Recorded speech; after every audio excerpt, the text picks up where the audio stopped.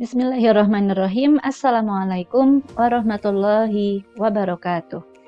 Selamat datang di video saya kali ini. Kita masih akan belajar mengenai pengantar keuangan Islam, dan topik kita pada kesempatan kali ini adalah mengenai hybrid contract atau dalam bahasa Indonesianya disebut juga sebagai multi akad.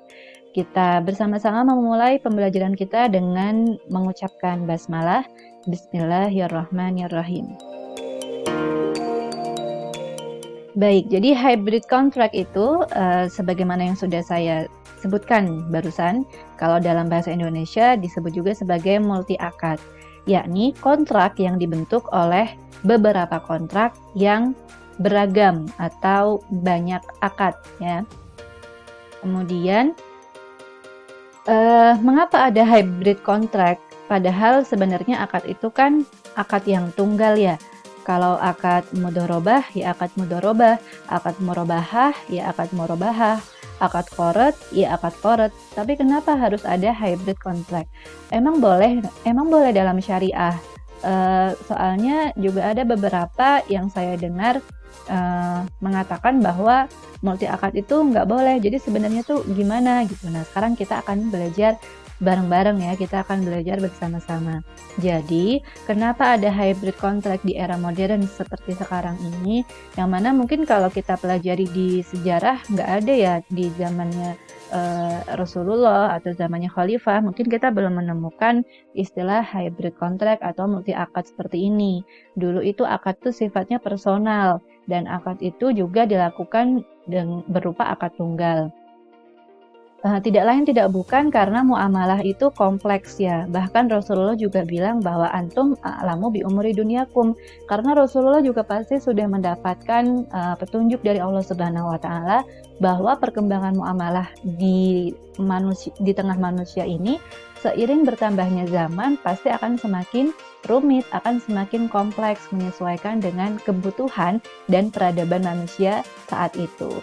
Sehingga asas dalam muamalah yakni apa-apa yang tidak terdapat dalil pengharamannya itu boleh dilakukan.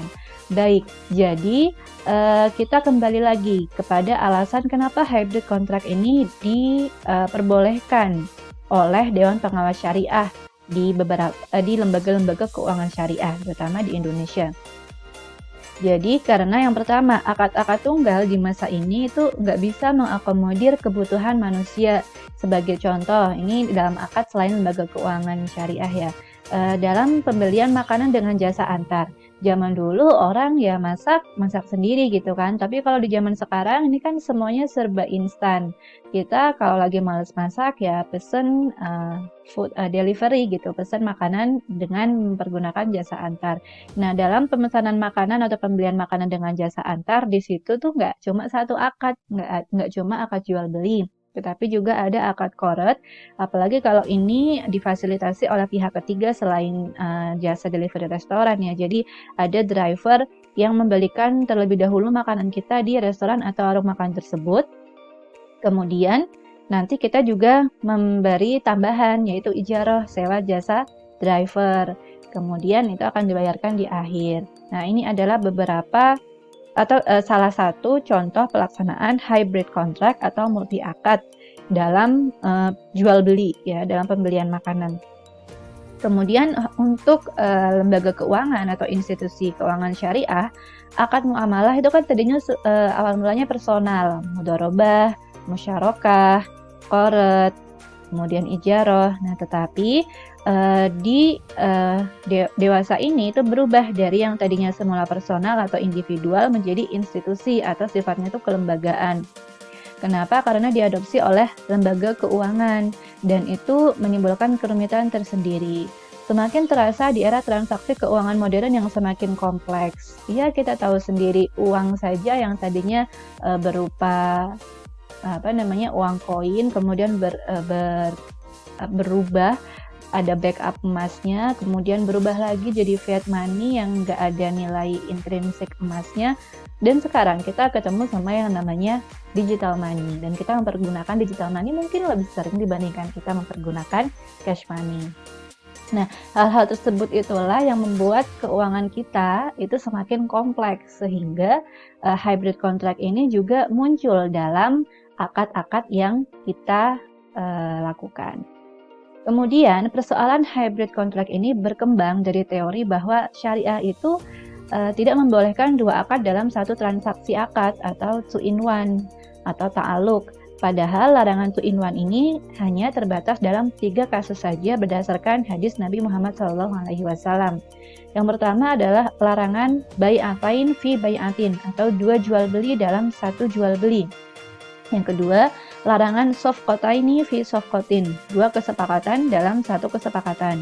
Kemudian yang ketiga, larangan bai' dan salaf, jual beli, penggabungan jual beli dan akad pemesanan barang. Ini adalah tiga kasus yang mana di dalamnya terkandung 2 akad dalam 1 transaksi yang dilarang. Tapi selain jadi transaksi multi akad selain yang tertera dalam ketiga hadis ini itu diperbolehkan menurut mayoritas ulama. Nah, ini adalah ulama-ulama yang membolehkan. Jadi mayoritas ulama Hanafiyah, kemudian sebagian pendapat ulama Malikiyah, ulama Syafi'iyah dan Hanbaliyah itu membolehkan multi akad. Alasannya adalah hukum asal dari akad adalah boleh dan sah. Tidak diharamkan dan dibatalkan selama tidak ada dalil hukum yang mengharamkan atau membatalkannya. Kecuali menggabungkan 2 akad yang menimbulkan riba atau menyerupai riba, seperti menggabungkan akad qorad, yang mana di situ kan transaksi utang piutang ya, dengan akad yang lain, terutama akad jual beli. Jadi tidak boleh kita menggabungkan akad jual beli dengan akad qorad. Demikian pula menggabungkan jual beli cicilan dan jual beli cash dalam satu transaksi. Jadi kalau mau jual beli cicilan, ya dicicil dari awal. Kalau mau jual beli cash, ya jual beli cash. Kemudian macam-macam hybrid contract ini ada yang menggolongkannya ke dalam 5 macam, ada juga yang ke 4 macam. Nah, sekarang kita akan belajar yang 4 macam ini. Hybrid contract mukhtalithah, hybrid contract mujtami'ah, hybrid contract yang akad-akadnya tidak tercampur, dan hybrid contract mutanaqidhah. Dari keempat macam hybrid contract ini, yang mayoritas ulama itu sepakat bahwa hybrid contract atau multi akadnya itu dilarang adalah hybrid contract mutanaqidhah, di mana akad-akad ini punya konsekuensi hukum yang berlawanan. Ini yang dilarang dalam syariah. Nah, maksudnya gimana sih? Nanti kita akan pelajari di slide selanjutnya. Oke, kemudian untuk pengertian lainnya, hybrid contract mukhtalithah. Mukhtalithah ini berarti percampuran, ya, tercampur satu dengan yang lainnya, kemudian setelah itu memunculkan nama baru. Jadi muncul nama akad yang baru, yang berbeda dari akad-akad yang tergabung itu tadi. Itu hybrid contract mukhtalithah. Contohnya tawaru. Tawaru ini adalah gabungan dari beberapa uyu, ya, dari beberapa jual beli. Jual beli pertama, kemudian diperjualbelikan lagi ke pihak ketiga. Kemudian muncul nama akad yang baru, namanya akad tawaru. Kemudian hybrid contract mujtami'ah, ini dia tercampur, memunculkan produk baru juga, tapi pakai nama akad yang jadi akad gabungan itu tadi. Contohnya ijarah muntahiyah bitamlik. Nah, jadi di dalam ijarah muntahiyah bitamlik itu kan ada gabungan akad ijarah atau sewa dengan akad hibah atau jual beli di akhir, ya. Jadi ada gabungan kedua akad itu dan tetap mempergunakan nama salah satu akadnya. Akad apakah itu? Akad di ijarah, tapi diubah gitu. Jadi ijarah muntahiyah bitamlik. Oke, kemudian setelah itu kita akan masuk ke hybrid contract mutanaqidhah. Tapi sebelumnya kita akan mempelajari juga syarat kenapa hybrid contract itu diperbolehkan. Yang pertama, apabila tidak ada nas yang melarang, tidak ada nas yang secara jelas dan eksplisit melarang gabungan beberapa akad tersebut. Contohnya yang dilarang itu kan yang jelas jual beli dan pinjaman yang digabung, ya, akad murabahah misalkan dengan akad qorad, nah itu tidak boleh. Kemudian tidak boleh ada modus, contohnya bai al-inah.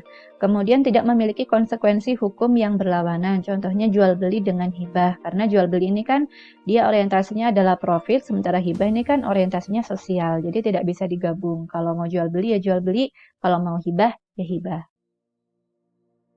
Kemudian untuk contoh aplikasinya hybrid contract itu diantaranya yang pertama ada ijarah muntahiyah bitamlik, kemudian musyarakah mutanakisoh, musyarakah muntahiyah bitamlik, al-kafalah wal ijarah, al-qard wal ijarah, murabahah wal wakalah.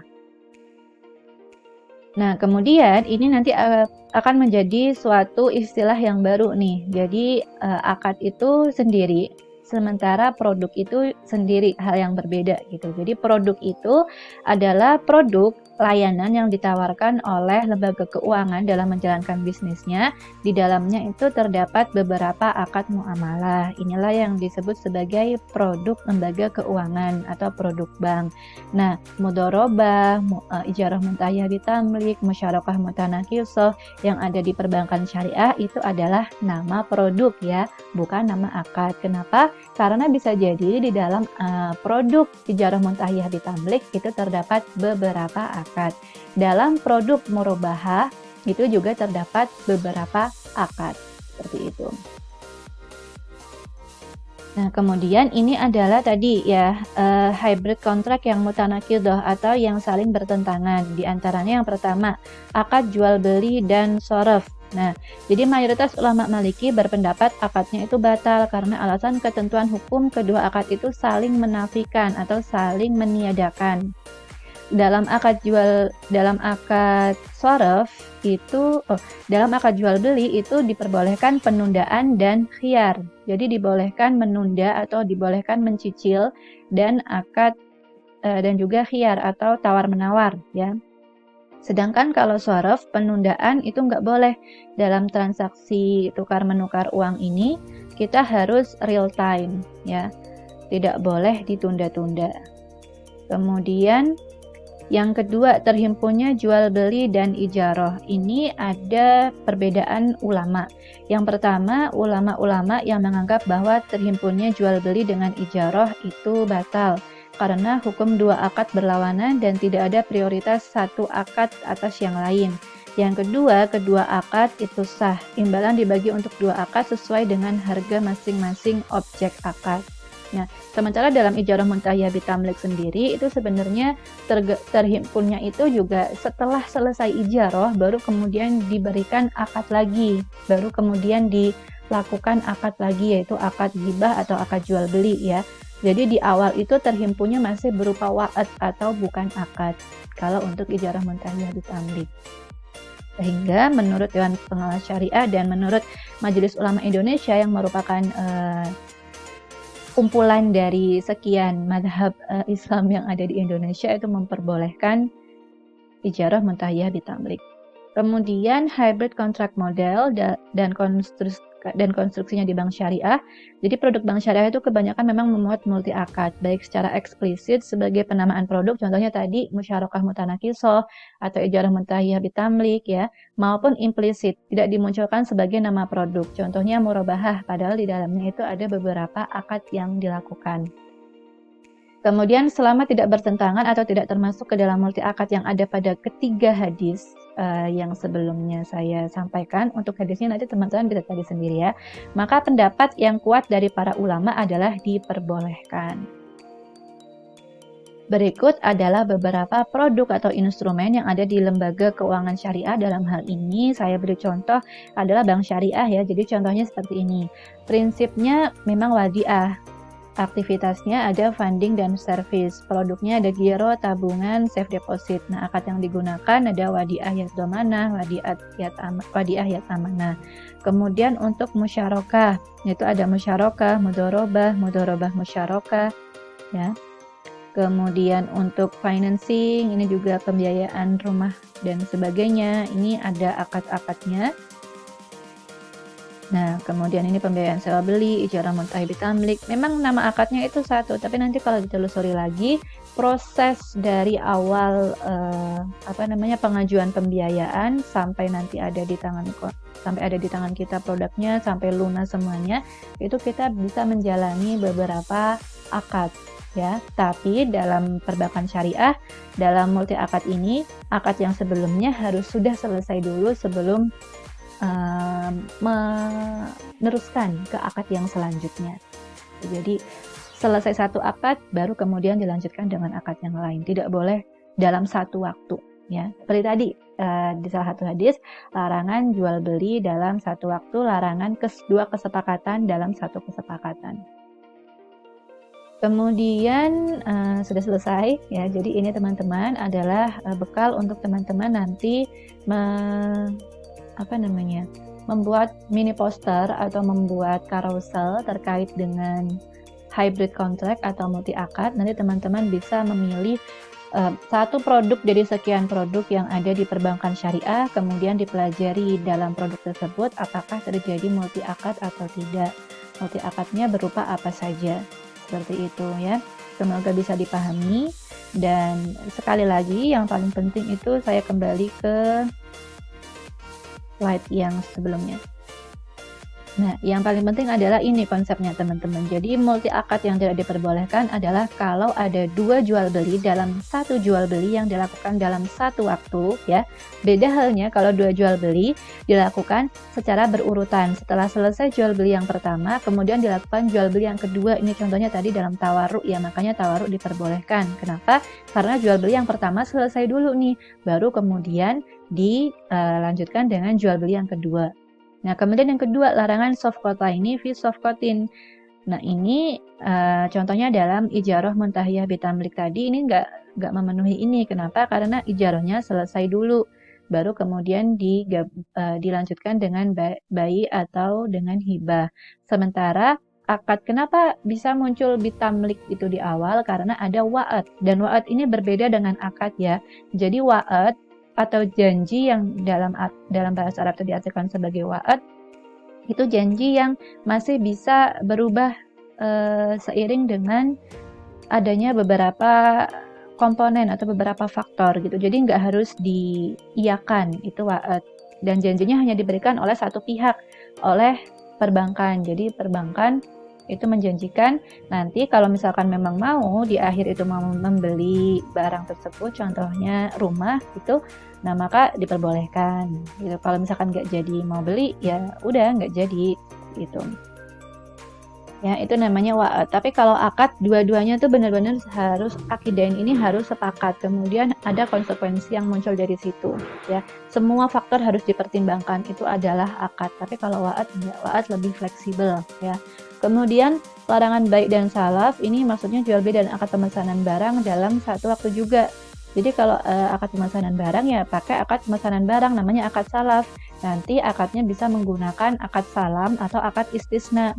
Beda lagi dengan jual beli. Nah, jadi kalau di jual beli ini produknya tuh udah harus kita punya, ya. Sementara kalau untuk akad pemesanan barang bisa jadi produknya itu belum ada dan baru akan dibuat sesuai dengan spesifikasi yang dimaui atau yang diinginkan oleh pembeli. Seperti itu. Jadi ini adalah 3 kaidah mengapa 2-in-1 itu dilarang, tapi multi akad menurut mayoritas ulama itu tidak dilarang dan diperbolehkan, sehingga kita bisa menemukan praktiknya di beberapa lembaga keuangan syariah baik di Indonesia maupun di dunia. Seperti itu teman-teman, semoga bisa dipahami, ya. Terima kasih atas perhatiannya, semoga semuanya dalam keadaan sehat walafiat hingga nanti, ya, selalu dalam keadaan sehat dan dalam keadaan yang bahagia. Terima kasih, kita akhiri bersama-sama dengan membaca hamdalah alhamdulillahirabbil alamin. Wassalamualaikum warahmatullahi wabarakatuh.